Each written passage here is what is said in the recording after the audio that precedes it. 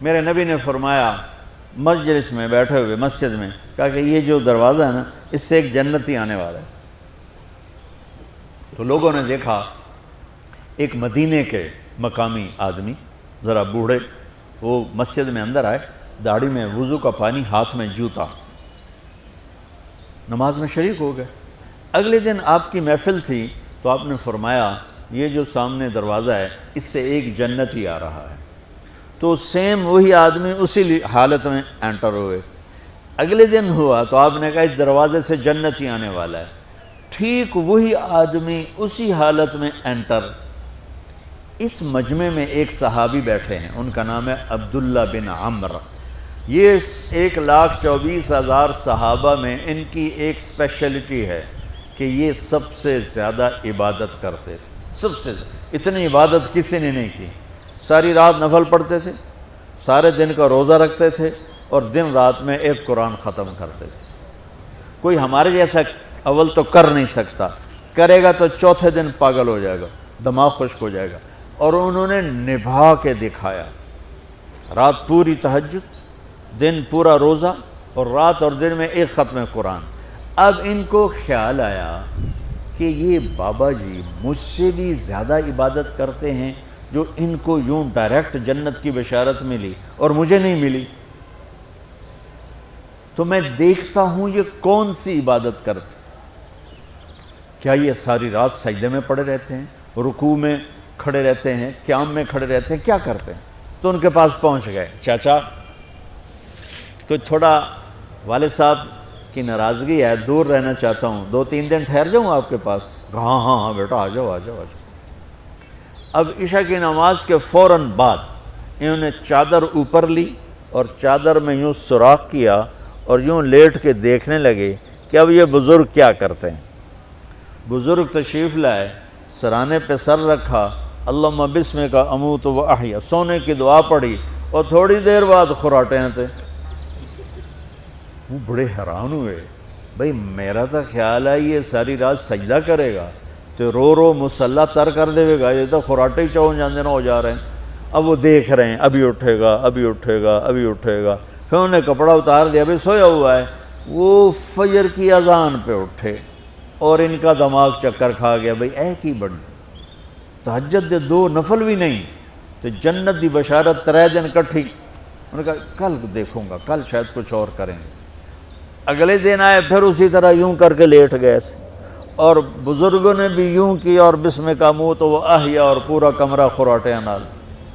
وہ پھر پریشان، یہ کب اٹھے گا کب اٹھے گا؟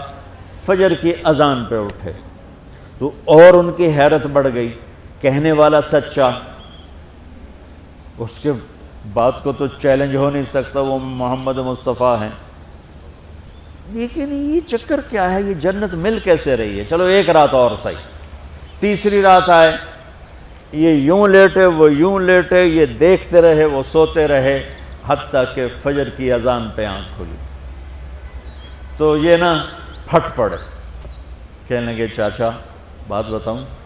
کہنے کیا ہے؟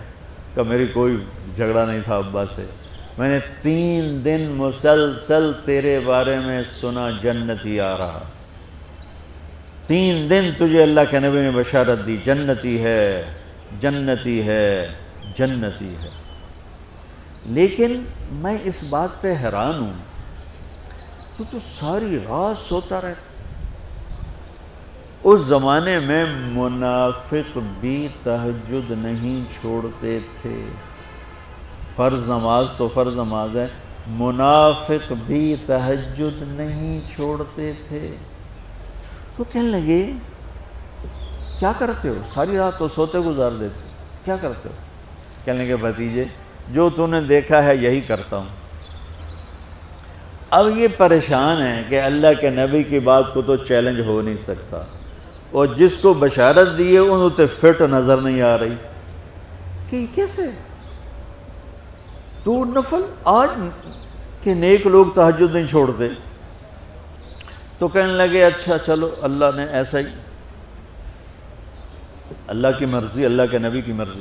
یہ 4 قدم چلے تو آپ سننا، کہا بھتیجے ادھر آؤ، کہا بیٹا ادھر آؤ، آ گئے۔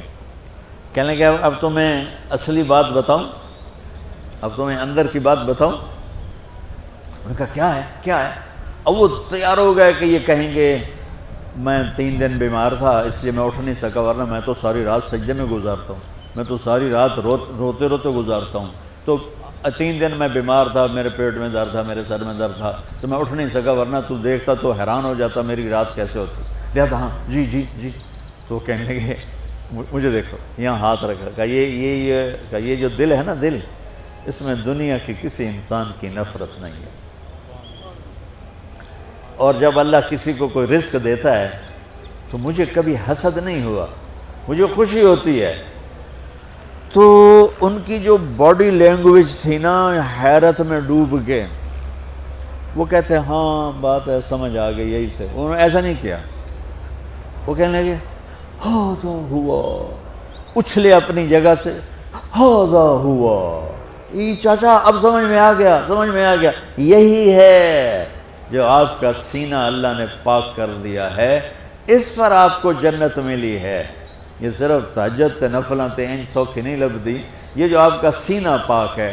اب پہلی حدیث کے ساتھ جوڑو، میرے نبی نے فرمایا، میرے بیٹے انس، میری ایک عظیم الشان سنت ہے کہ اپنے دل کو دنیا کے انسانوں سے، میرے بچوں سنو، یہ نہیں فرمایا مسلمانوں سے دل صاف رکھ، فرمایا پوری دنیا کے انسانوں سے دل صاف رکھو۔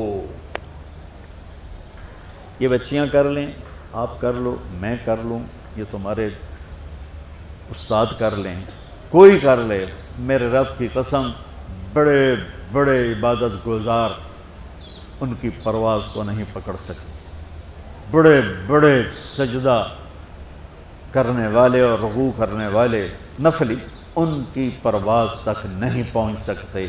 ایک اس وجہ سے کہ یہ عظیم الشان سنت ہے، ایک اس وجہ سے کہ اس کے کرنے والے بڑے تھوڑے ہیں، ایک اس وجہ سے کہ یہ مشکل بہت ہے کہ آدمی کو خود ذبح ہونا پڑتا ہے تب جا کر یہ چیز ہاتھ میں آتی۔